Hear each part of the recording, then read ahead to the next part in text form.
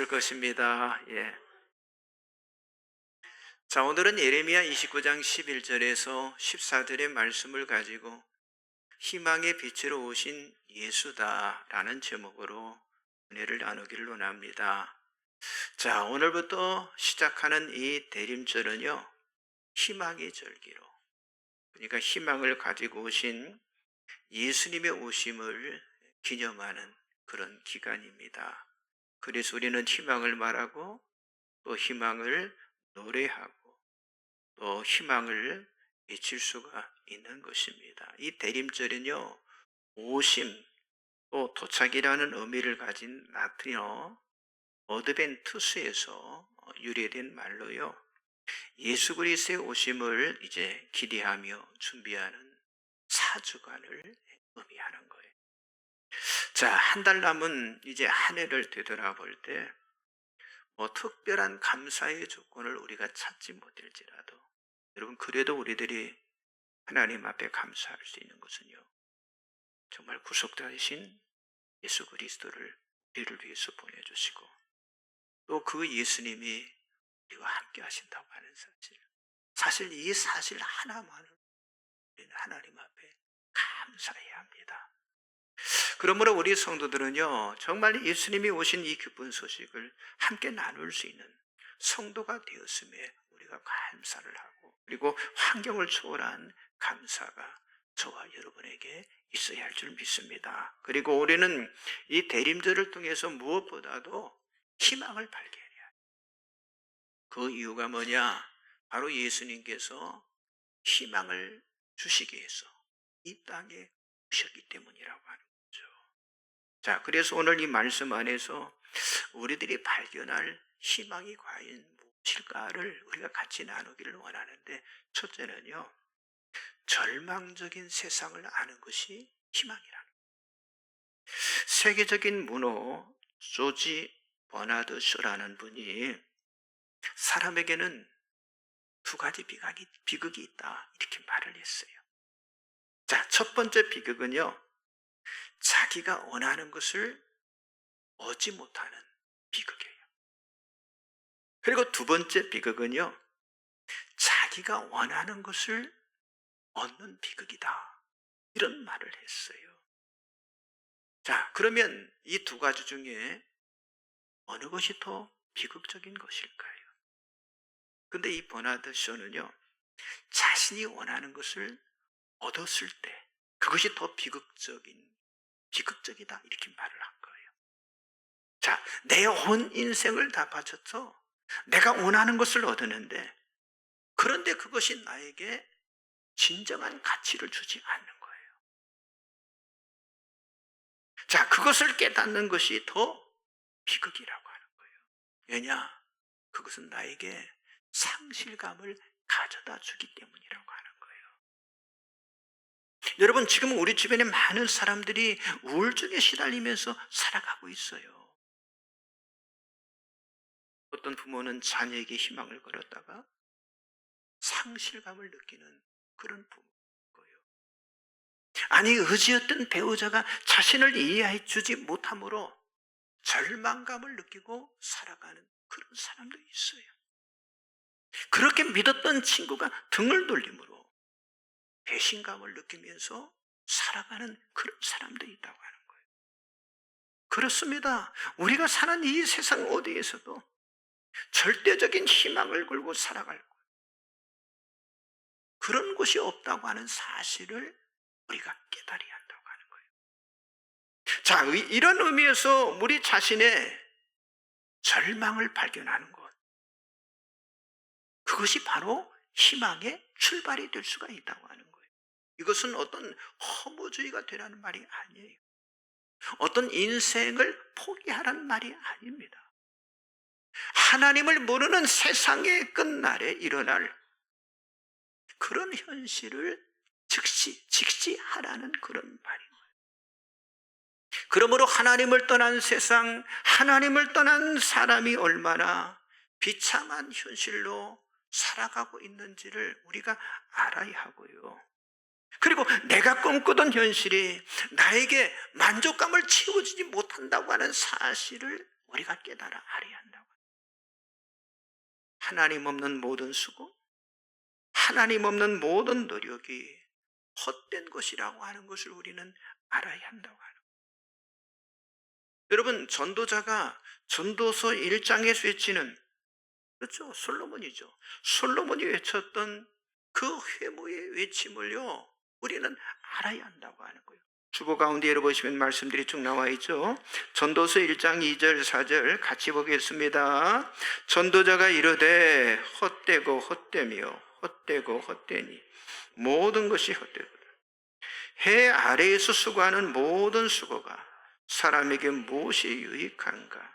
한 세대는 가고 한 세대는 오되 땅은 영원히 있도다. 자, 이 세상 모든 영화, 모든 부귀를 누렸던 여러분 솔로몬이 깨달은 지혜예요. 그러니까 하나님 없는 세상은 다 헛되다고 하는 사실을 깨달았다고 하는 거예요. 그래서 예수님께서도 마태복음 6장에서 이런 말씀을 하셨어요. 솔로몬의 모든 영광으로도 입은 것이 이 꽃 하나만 갖지 못하도다라는 말씀을 예수님이 하신 거예요.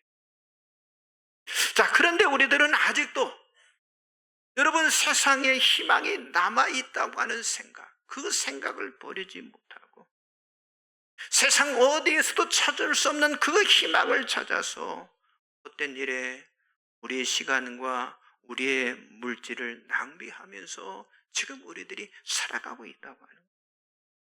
그런데 우리가 성경에 보겠는데 성경에 나타난 믿음의 선조들은요, 모두가 다 세상의 절망을 아는 사람들이었다고 하는 거예요. 여러분, 우리가 잘 아는 모세는요, 애굽의 왕궁에서 자랐잖아요. 부귀와 영화와 권력을 누렸던 사람이었잖아요. 아니, 미래 장래의 희망으로 가득한 그런 사람이었지만은요, 그런데 모세가 40세가 되어서 세상의 모든 희망을 다 포기하고 하나님 백성이 되기로 어때요? 결심을 했잖아요. 여러분, 정말 모세의 선택은요, 아주 위대하고 아주 탁월한 그런 선택이었는데, 애굽의 왕이 되는 것보다 하나님의 백성으로 사는 것이 훨씬 가치가 있다고 하는 사실을 모세가 선택을 한 거예요. 자, 히브리서 11장 24절 26절 나와 있죠. 같이 봅니다. 믿음으로 모세는 장성하여 바로의 공주리 아들이라 칭함받기를 거절하고 도리어 하나님의 백성과 함께 고난받기를 잠시 죄악의 낙을 누리는 것보다 더 좋아하고 그리스도를 위하여 받는 수모를 애굽의 모든 부하보다 더 큰 재물로 여겼으니 이는 상 주심을 바라봄이라. 자, 모든 세상의 부귀 영화, 아니 권력을 누렸던 모세가 발견한 것이 뭐였어요? 세상의 희망을 두는군요. 여기 그러잖아요. 잠시 죄악의 낙을 누리는 것뿐이다 라고 하는 사실을 모세가 발견했다고 하는 거예요. 그래서 모세는 절망적인 죄의 낙을 위하여 영원한 즐거움을 포기할 수가 없었다고 하는 사실이에요. 여러분, 다윗도 고백하기를 이런 고백을 했어요.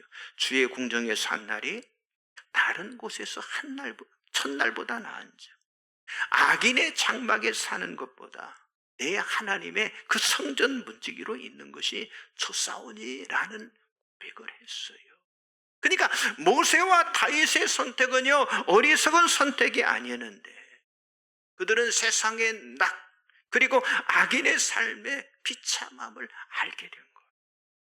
그리고 하나님의 백성이 됨과 하나님께 예배하는 그 일이 가장 값진 것이라고 하는 사실을 알았기 때문에 아주 위대하고 탁월한 그런 선택을 그들이 할 수가 있었다고 하는 거예요. 여러분, 12월 1일입니다. 이제 우리는 한 해를 마무리할 그런 달에 지금 우리는 이제 시작하고 있습니다. 그동안 우리들이 누린 즐거움의 끝이 헛된 것으로 우리가 끝나지 않도록 우리들이 해야 할 줄 믿습니다. 그리고 영원한 즐거움을 위해서 세상 낙에 빠져서 살아가는 성도가 한 분도 없기를 주의 이름으로 축원합니다. 여러분, 예수님이 왜 이 땅에 오셨을까요? 소망이 없는 세상에 진정한 희망을 가지며 살아가도록 우리를 구원하시기 위해서 예수님이 이 땅에 오셨다고 하는 거예요. 자, 에베소서 2장 12절 같이 한번 보겠습니다. 그때 너희는 그리스도 밖에 있었고 이스라엘 나라 밖의 사람이라. 약속의 언약들에 대하여는 외인이요 세상에서 소망도 없고 하나님도 없는 자이더니, 여기서 말하는 소망이 없고, 여러분, 소망이 없는 이 절망의 세상은요, 하나님이 없는 세상을 말하고 있는, 그런 세상에 내 온 삶을 다 바친다는 것만큼 정말 어리석은 일이 없는데, 그것이 바로 절망이 된다고 하는 거예요. 여러분, 이 절망의 세상 속에 하나님이 우리들에게 준비하신 구원의 희망을 우리가 볼 수 있도록 예수님이 이 땅에 오셨다고 하는 사실을 저와 여러분이 믿어야 할 줄 믿습니다. 옆 사람 좀 인사하세요. 절망적인 세상을 아는 것이 희망입니다. 그걸 발견해야 새로운 희망이 우리에게 주어진다고 하는 거예요. 두 번째는요, 하나님의 약속을 바라보는 것이 희망이라고 하는 거예요. 자, 오늘 우리가 읽었던 예레미야 29장 11절 14절 이 본문의 배경은요, 이스라엘 백성들이 바빌론의 포로로 잡혀간 그런 시기에 하나님께서 주신 그런 말씀이에요. 그들은 자유를 빼앗긴 그런 절망적인 상황 속에서 예루살렘을 향해서 그 절망의 노래를 바빌론 강가에서 부를 때 하나님이 그들에게 예레미야 선지자를 통해서 말씀하시는 거예요. 자, 예레미야 29장 11절 나와 있죠. 같이 봅니다. 여호와의 말씀이니라. 너희를 향한 나의 생각을 내가 안 하니 평안이요 재앙이 아니니라. 너희에게 미래와 희망을 주는 것이니라. 자, 예레미야를 통해 주시는 하나님의 말씀이 뭐예요? 지금 그들이 당하고 있는 절망이 뭐라는 거예요? 재앙이 아니라고 하는 거예요. 그럼 뭐예요? 평안이고 희망이다, 이렇게 말씀하고 있는 거예요. 지금 이스라엘 백성들은요, 자기 자신들에게 주어진 그 처참한 상황이 하나님께서 자기들에게 주신 지금 재앙이라고 생각하고 살아가고 있는데, 정반대로 하나님께서는 지금 그들에게 그들이 당하고 있는 그 상황을요, 뭐라고 그래요? 미래와 희망을 주신다라고 지금 말씀을 하시는 거예요. 그렇습니다. 여러분, 하나님께서는요, 우리들이 재앙이라고 생각하는 상황 속에서도 우리의 미래를, 우리의 유익을 생각하는 분이시라고 하는 사실을 믿으시기 바랍니다. 그러므로 우리 성도들은요, 세상에서 우리가 절망을 느낄 때마다 하나님이 주시는 그 미래의 희망을 발견하는 삶을 우리들이 살아가야 한다고 하는 거예요. 그러므로 우리는요, 우리 눈앞에 닥쳐진 고난과 문제로 인해서 자꾸 원망하고 그리고 불평하고 낙심하는 삶을 살아서는 안 된다고 하는 거예요. 그래서 고난은요, 희망의 전주곡이다, 이렇게 말하죠. 여러분, 성도는요, 역경 속에서 희망을 노래하는 사람들인 줄 믿습니다. 사도 바울이 이런 말을 했잖아요. 생각하건대 현재의 고난은 장차 우리에게 나타날 영광과 비교할 수 없도다라는 말씀을 하셨어요. 그런데 이 고백은요, 어떤 상상에서 나온 막연한 희망이 아니에요. 아주 생생하게 바울 자신이 경험한 그런 희망을 말한 것이잖아요. 우리가 잘 아는 사도행전 16장 말씀에 보면 한밤중에 바울과 실라가 기도하고 하나님을 찬송하며 죄수들이 듣더라. 이 갑자기 큰 지진이 나서 옥도가 움직이고 문이 다 열리며 모든 매인 것이 다 벗어진지라 하는 말씀처럼, 그렇죠, 그 감옥아, 그게 절망의 상황이잖아요. 근데 그 절망 속에서 희망을 경험하며 찬양했는데, 여러분, 그것이 진정한 찬송이라고. 감옥에서 부른 이 바울의 찬송은요, 슬픔의 노래가 아니라 아주 희망의 노래, 희망의 찬양이었는데, 그래서 환경을 초월해서 임재하시는 하나님을 경험하는 사람만이 부를 수 있는 그런 찬송이었다고 하는 거죠. 그렇습니다. 비록 세상은 절망을 노래하게 하지만 우리 성도는요, 희망을 함께하게 해줄 수 있고 희망을 노래할 수 있는 그런 자들이 되어져야 할 줄 믿습니다. 왜요? 그 이유는요, 환경을 초월해서 함께 하시는 그 하나님이 선하신 분이기 때문이라고 하는 거예요. 하나님은 어떤 고난과 역경 속에서도 그것을 원망하거나 그것을 포기하지 않으면요, 우리의 미래에 희망을 주신다라고 오늘 본문에 말씀하고 있는데, 여러분, 그리스도 안에 있는 우리들은요, 이런 하나님의 약속을 가지고 살아가는 사람들인 줄 믿습니다. 그렇기 때문에 우리 성도는요, 벼랑 끝에서도 희망을 보는 사람으로. 그런데 그 희망은요, 내가 만든 게 아니잖아요. 하나님의 약속이기 때문에 세상이 멸시를 하지 못하고요, 아니, 세상에 없는 희망을 가진 성도가 결국 세상에 영향력을 입히는 그런 사람으로 쓰임을 받게 된다고 하는 거예요. 여러분, 앞으로 남은 한 달 동안 이제 2025년 새해를 희망으로 이끌 약속의 말씀, 정말 하나님이 나에게 어떤 말씀을 주실까?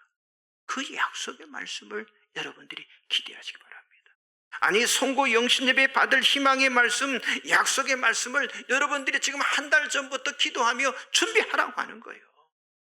그 말씀이 의미 없는 말씀이 아니라, 아니, 한 번 읽고 지나가는 말씀이 아니라 내 한 해의 삶을 이끌어가는 그런 희망의 말씀으로 여러분들이 사모하며 준비하라고 하는 거예요. 자, 우리가 믿음이 좋다, 이 말이 과연 무엇일까요?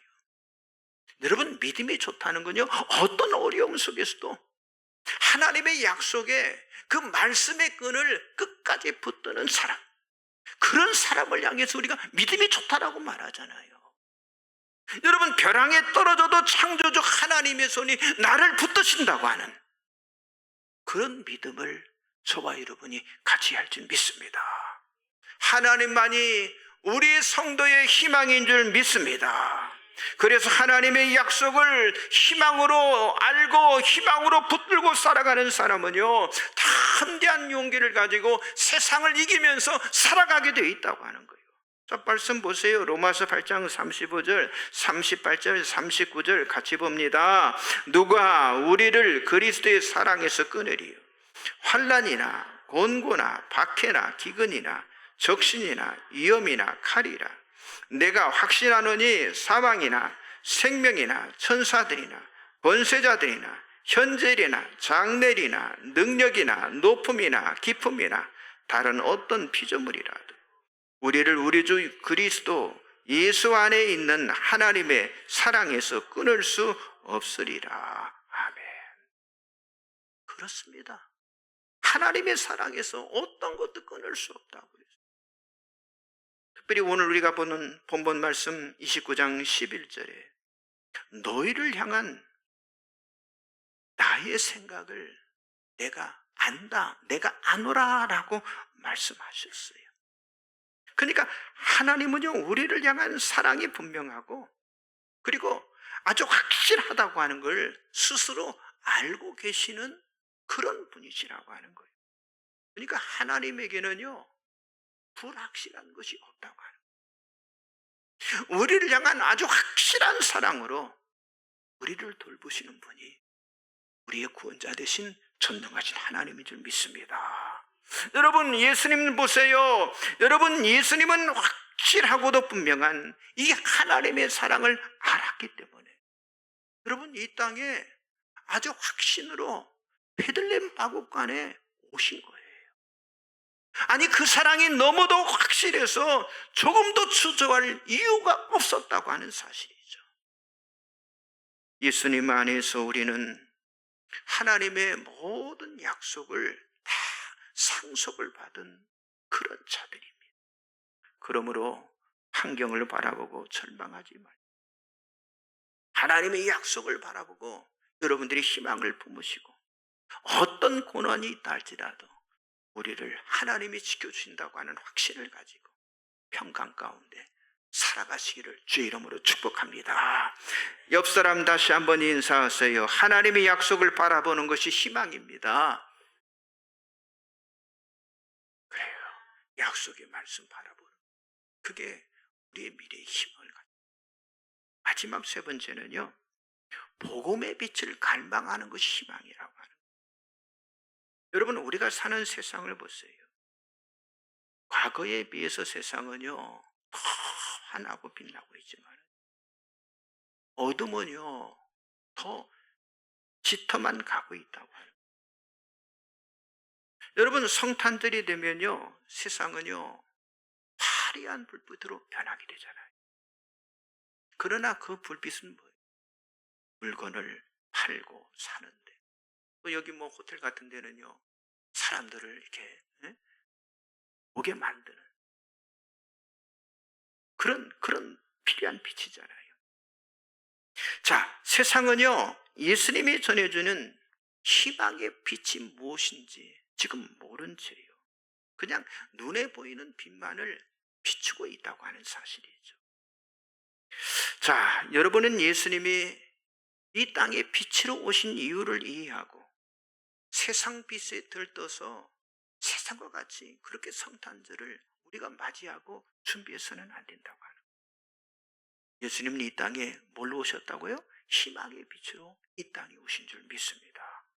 예수님이 이 땅에 희망의 빛을 가지고 오셨다고 하는 건요, 다른 한편으로는요 세상이 절망적이라는 그런 말이에요. 여러분, 세상 어디에서도 희망을 발견할 수 없다는 것을 우리는 기억해야 합니다. 그래서 하나님만이 우리의 희망이 된다고 하는 사실을 우리가 알아야 하고요, 그리고 세상은요 어둠이라고 하는 사실을 또한 우리들이 알아야 한다고 하는 거예요. 그리고 그 흑암 속에서 절규하는 사람들의 모습을 우리가 발견할 수 있어요. 그런데 안타깝게도 사람들은요 이 희망의 빛을 보지 못하고요 모두가 다 지금 맹인이 되어서 살아가고 있다고 하는 거예요. 그런데 예수님이 뭐라고 말씀하셨어요? 자, 마태복음 4장 16절 17절 같이 복음입니다. 흑암에 앉은 백성이 큰 빛을 보았고 사망과 땅에 그늘에 앉은 자들에게 빛이 빛이었도다 하였느니라.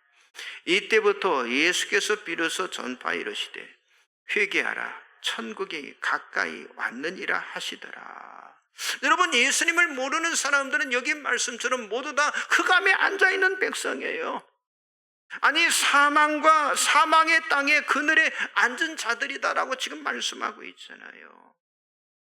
그런데 예수님이 이 땅에 빛으로 오신 것은요 그 사망과 흑암에 앉은, 아니 힘을 잃고 앉아있는 백성들을, 그들을 이렇게 세우고요 빛과 생명으로 이끌기 위해서 예수님이 이 땅에 오셨다고 하는 거예요.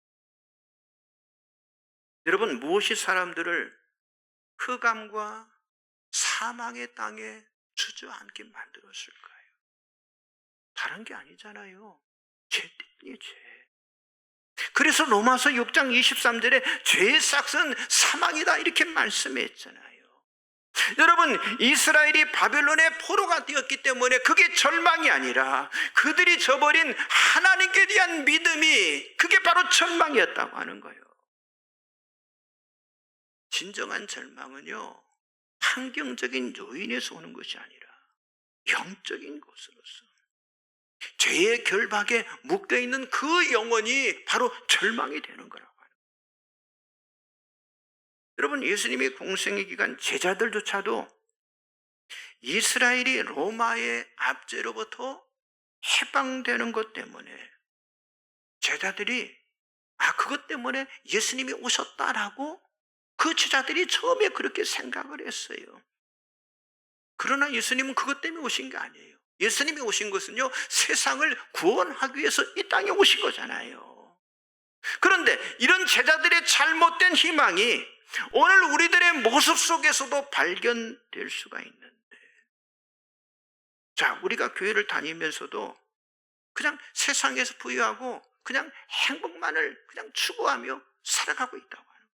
그런 희망만을 가지고 있다고 하는 거예요. 우리가 기도하는 내용도요, 세상에서 누릴 희망인 무엇을 먹을까, 무엇을 입을까에 집중하고 있는 거예요. 그런데 예수님이 희망의 빛으로 이 땅에 오신 것은요, 세상의 행복, 세상의 어떤 부유함만을 위한 것이 아니라고 하는 거예요. 가난으로부터 해방되고 여러분 질병으로부터 건강해진 그것만이 아니라는 거예요. 삶의 질을 위한 그런 문제가 아니라 여러분 살고 죽는 문제, 그 문제를 해결하기 위해서 예수님이 이 땅에 오셨다고 하는 거예요. 예수님은 우리에게 죽음과 사망에서 생명과 영생을 주시기 위해서 이 땅에 오신 줄 믿습니다. 자, 로마서 8장 2절, 골로새서 1장 13절 같이 보겠습니다. 이는 그리스도 예수 안에 있는 생명의 성령의 법이 죄와 사망의 법에서 너를 해방하였습니다. 그가 우리를 흑암의 권세에서 건져내사 그의 사랑의 아들의 나라로 옮기셨으니, 여러분 예수님은 죄와 사망의 법에서 우리를 해방하시고, 아니 흑암의 권세에 눌려있는 우리들에게 자유하게 하시려고 이 땅에 빛으로 오셨다고 하는 거예요. 그래서 그리스도의 복음이 우리들에게 희망이 되는 줄 믿습니다.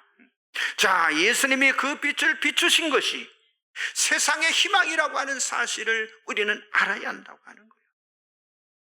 여러분, 절망적인 세상을 위해서 예수님께서 구체적으로 하신 일이 과연 무엇이었어요? 세상에 빛으로 오신 일이었다고 하는 거예요. 요한복음 9장 5절에 내가 세상에 있는 동안에는 세상의 빛이라 라고 예수님이 말씀하셨고요. 그리고 예수님은 십자가를 지시고 죽음이라는 희생을 통해서 세상을 구원하는, 여러분 우리가 지금 예배드리는 이 교회를 주님이 세우신 줄 믿습니다. 그리고 성도들을 모아서 빛의 공동체가 되게 하시는데, 그래서 예수님 하신 말씀은 너희는 세상의 빛이다라고 말씀하셨잖아요. 그래서 교회는요, 어떤 공동체? 빛된 빛의 공동체가 되어야 한다. 여러분, 교회의 존재성은요, 세상의 빛이 되는 거라고 하는 거예요. 예수님은요, 정말 우리들이 절망적인 세상에 우리 모두가 다 빛이 되기를 원하시는 거예요. 교회만이 세상의 빛이 될 수 있기 때문에, 그래서 우리는 교회에 모이고요, 그리고 교회를 사랑하고, 그리고 교회를 우리가 세워나가는 거예요. 여러분, 교회의 가치가 이렇게 귀한 것이기 때문에 우리들이 교회를 사랑하고 교회를 위해서 헌신하고 교회를 위해서 희생하는 겁니다. 오늘 예배를 통해서 여러분들이 하나님의 임재를 경험하시길 바랍니다. 빛으로 오신 예수가 유일한 희망이라고 하는 사실을 여러분의 마음속에 다시 한번 고백하시길 바랍니다. 그리고 오직 기도의 불을 뜨겁게 해서 하나님이 임재하시는 기도의 집을 만들고 기도하는 교회를 여러분들이 세워나가시기를 바랍니다. 여러분, 이것이 대림절을 통해서 이 빛으로 오신 예수님이 바로 오늘 우리들에게 기대하시는 그런 일이라고 하는 거예요. 자, 예수님의 빛을 비추는 교회, 예수님의 빛을 비추는 성도가 되기 위해서는 우리가 과연 어떻게 해야 할까요? 여기 말씀, 오늘 본문의 말하기죠. 하나님을 전심으로 찾으라고 하는 거예요. 아니, 부르짖어 기도하면 하나님을 만나질 것이라고 말씀하고 있습니다. 여러분, 기도하는 것은 하나님을 찾는 것이고 그 응답은요, 하나님을 만나는 거예요. 자, 예레미야 29장 12절 13절 나와 있죠. 같이 봅니다. 너희가 내게 부르짖으며 내게 와서 기도하면 내가 너희들의 기도를 들을 것이요, 너희가 온 마음으로 나를 구하면 나를 찾을 것이요, 나를 만나리라. 이것은 여호와의 말씀이니라. 나는 너희들을 만날 것이며 너희를 포로된 중에서 다시 돌아오게 하되 내가 쫓아 보내었던 나라들과 모든 곳에서 모아 사로잡혔다 놨던 그곳으로 돌아오게 하리라. 이것은 여호와의 말씀이니라. 그렇습니다. 여러분, 기도하는 교회는요, 복음의 빛을 세상에 비추는 교회로 영원히 빛나게 될 거라고 하는 거예요. 사랑하는 성도 여러분, 이 대림절은요, 빛으로 오신 예수님을 대망하는 그런 절기입니다. 오늘부터 시작하는 이 귀한 절기에 기도함으로 정말 예수님만이 희망이고 정말 하나님만이 희망임을 그렇게 선포하는 그런 교회를 우리가 만들어 가야 할 줄 믿습니다. 그래서 세상의 빛이 되는 정말 주님이 기뻐하시는 그 교회를 세워나가시기를 주님의 이름으로 간절히 축복합니다. 기도하겠습니다. 전능하신 하나님, 우리를 위해서 베들레헴 땅에 예수님을 보내주시고 구원의 길, 생명의 길을 열어주심을 진심으로 감사를 드립니다. 누구든지 저를 믿으면 멸망하지 않고 영생을 얻게 하신 것도 감사합니다. 우리로 하여금 예수 믿고 구원받은 하나님의 백성이 되어서 하늘 아버지라 부르면서